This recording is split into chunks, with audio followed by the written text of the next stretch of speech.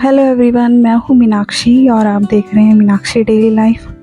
तो ये Sunday morning है और हमारे यहाँ ना चैत के महीने में जैसे सभी के यहाँ पे वैसे अलग अलग रीति रिवाज हैं। तो कोई लोग संडे को, कोई मंडे को, कोई ट्यूसडे को, कोई थर्सडे, फ्राइडे, ऐसे अपने अपने दिन होते हैं सीमित। और उनमें ये चैत के महीने में सभी के यहाँ पे जैसे ये पूजा की जाती है ना, तो ऐसे ही मेरे मायके में भी मतलब छाया देवी की पूजा की जाती है। और इसका ना यही एक वक्त होता है जो साल में मतलब एक दिन मतलब चैत के महीने में ये हमारे हिंदू समाज में, जैसे कि आपको सबको पता ही होगा कि चैत का महीना बहुत ही अच्छा माना जाता है। मतलब इसमें हमारी कुल देवी देवता जो भी जिनके होते होंगे सबके अलग अलग तरीके से, हर अलग अलग मतलब स्टेट्स में अलग अलग तरीके से पूजा की जाती है। तो ये मेरी ना दादी ने मतलब मेरी मम्मी को बताई थी ये पूजा। मतलब मेरी दादी किया करती थी चैत के महीने में, और ये संडे को, हर इतवार को, मतलब किसी भी इतवार को, मतलब महीने में एक बार ये पूजा की जाती है, स्पेशली चैत के महीने में। तो मैं भी हर बार आके ना यहाँ पे मम्मी के पास आके यहाँ पे ये मतलब मम्मी मुझे बुलाती हैं हर बार। तो इस बार बस ये लास्ट ही था ये संडे, मतलब इसके बाद नवरात्रे शुरू हो जाएंगे, तो मैंने कहा उसके बाद मुझे टाइम नहीं मिल पाएगा, तो मैं इसलिए यहाँ आ गई थी। मम्मी ने मुझे बुलाया था, तो हर साल ही मैं आती हूँ जैसे कि। और मैंने अपने ससुराल की एक पूजा आपको दिखाई होगी जो ये लोग शीतला माता की पूजा करते हैं जैसे। तो जैसे मेरी सास बताती हैं ऐसे ही मैं वहाँ पे पूजा करती हूँ। और जैसे मेरी दादी ने मेरी मम्मी को बताया था, तो ये पीढ़ी दर पीढ़ी मतलब हर कोई अपने मतलब आगे ट्रांसफ़र ही करता है अपने कल्चर को। हम लोग उसी को ही फॉलो करते हैं अपने अपने मतलब तरीक़ों से।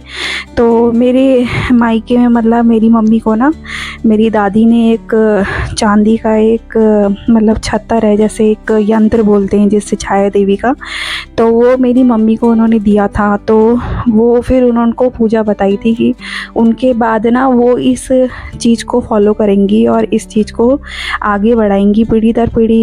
ये जैसे ना हमारे यहाँ पे ऐसे गुलगुले बनाए जाते हैं जो आटे के बनते हैं, पूड़े बोलते हैं, जो मतलब पकोड़े होते हैं, तो हमारे यहाँ तो गुलगुले बोलते हैं उसे।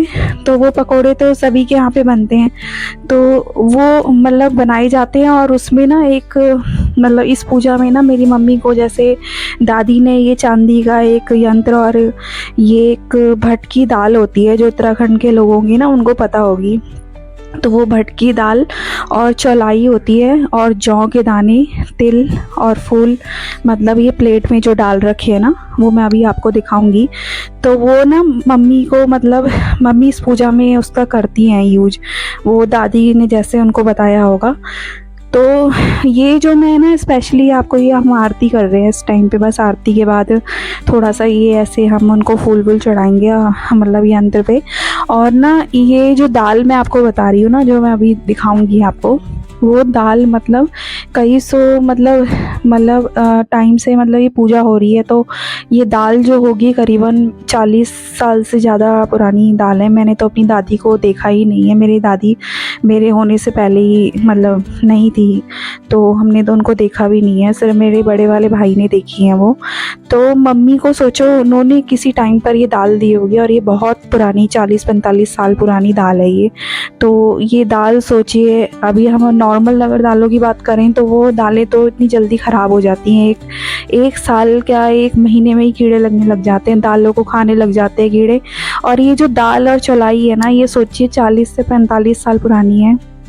और मेरे को तो जब पता चला था ना, तो मैं तो बड़ी हैरान हो गई थी, क्योंकि छोटे में हम लोग ये ना चीज़ें इतना ध्यान नहीं देते हैं, हमें पता नहीं होती। और सोचो कितने सालों से ये दाल मम्मी के पास है, जब मैं भी पैदा नहीं हुई थी। और मैंने जब मुझे अभी इन सब चीज़ों की थोड़ी सी नॉलेज होनी शुरू हुई, जब मैंने थोड़ा इंटरेस्ट लेना शुरू किया, एक दिन ऐसे ही बताया, तो हम बड़े हैरान कि यार ये दाल इतनी पुरानी है, दादी के समय से ये दाल मतलब पूजा होती आ रही है। और वो थोड़ी थोड़ी दाल से ना पूजा करते हैं हर बार, एक एक थोड़ी थोड़ी मतलब होती है, ज़्यादा यूज़ नहीं करते। और आज भी वो दाल मतलब हैं, और बिल्कुल चमकती हुई साफ़ सुथरी दाल है, जो अभी मैं आपको दिखाऊंगी बिल्कुल पास से। तो मतलब है इन सब चीज़ों की ना मान्यता, अगर कोई माने तो कहते नहीं पत्थर में भी जान है। तो वही वाली बात है, जितना हमें खाना पीना ज़रूरी है, जितना हमें कपड़े पहनने ज़रूरी है ना, उतना हमारे लिए ना ये नाम कुल देवी देवता जो हमारे रास्ते के रोड़े जो होते हैं उनको हटाते हैं, और हमारे घर में जो भी दुख बीमारियां उनको दूर करने के लिए, हमारी तरक्की के लिए, हमारे रास्ते आगे कोई रुकावट ना आए, उस चीज़ों के लिए पूजा की जाती हैं।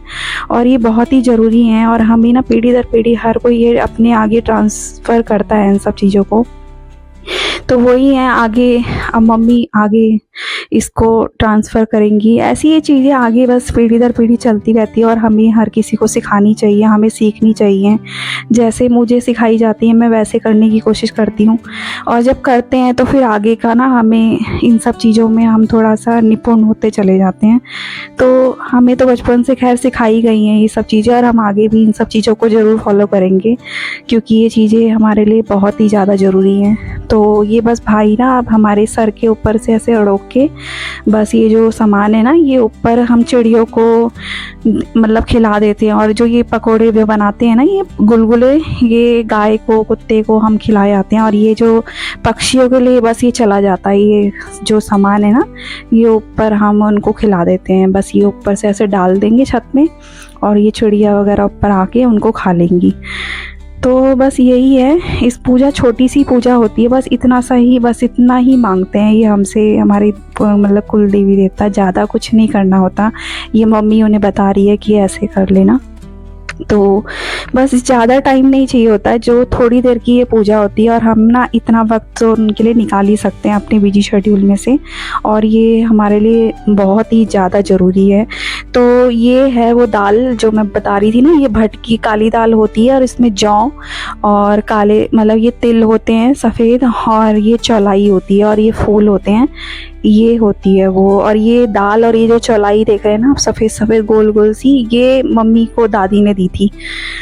तो ये जौ वगैरह तो ये हम ला के यहाँ पे इसमें डाल देते हैं, और ये गुलगुले पकोड़े वगैरह ये सब चीज़ें इसमें मतलब सभी के यहाँ बनती हैं। तो बस ये है, ये देखिए ये है वो छत जो मैं बोल रही थी ना, यंत्र जो है ये होता है चांदी का यंत्र है, ये मेरी दादी ने दिया था मम्मी को। तो बस वही है, जब तक वो थी तब तक वो पूजा करती थी, अब उसके बाद उनकी जो बड़ी बहू है वो करती हैं। बस इसी तरीके से पीढ़ी दर पीढ़ी ये सब चीज़ें जो होती हैं जो आगे पार्सल की जाती, मतलब आगे ट्रांसफ़र की जाती हैं कि ये चलती रहें बस चीज़ें हमारी, और ये हमारी तरक्की, हमारी रुकावटों के लिए बहुत ज़रूरी हैं ये सब चीज़ें, ताकि ये सब ना आए, हमारे काम सिद्ध होते रहें। और कोई भी जब हमारे घर में कोई अच्छा शुभ कार्य होता है तो हम इनको याद ज़रूर करते हैं, और करना भी चाहिए।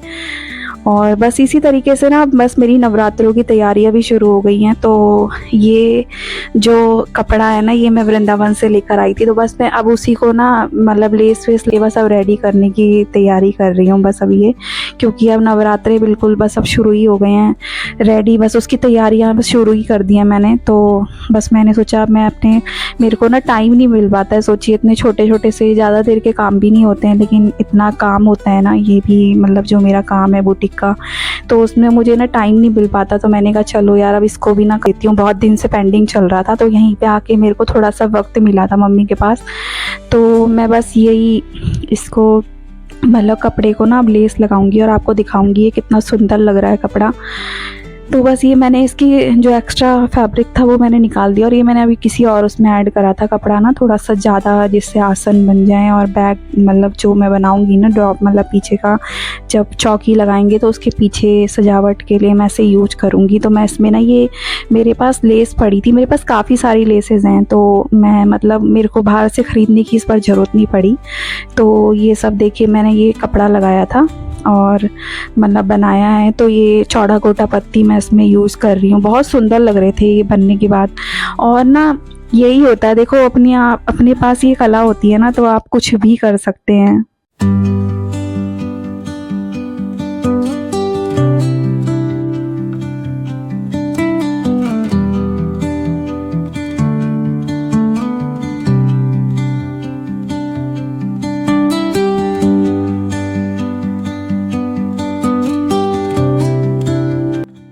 तो बस ये इसी तरीके से मैंने इसको भी अपना एक रेडी कर लिया था। मेरे पास ये येलो ये लेस ना थोड़ी कम हो गई थी, तो मैंने बस इसको मतलब लगा दिया, एक तरफ से येलो जुगाड़बाजी करके अपना मतलब मैंने कर दिया था। और ये ना मतलब मशीन मेरे पास बहुत पुरानी मशीन है ये, मतलब ये ना घर के छोटे मोटे काम जैसे होते हैं तो मैं उससे कर लेती हूँ। ये मैंने एक रेड कपड़ा लिया था, यहीं पे गांधी मार्केट है हमारे इधर, तो उससे मैंने ये कपड़ा मतलब ख़रीद लिया था। और ये एक ब्रॉकेट का कपड़ा, और जो साटिन का कपड़ा था उसका तो मैंने आधा आधा करके ना एक आसन बना दिया। और ये जो ब्रॉकेट का कपड़ा है ना, ये मैंने 1 मीटर कपड़ा लिया था।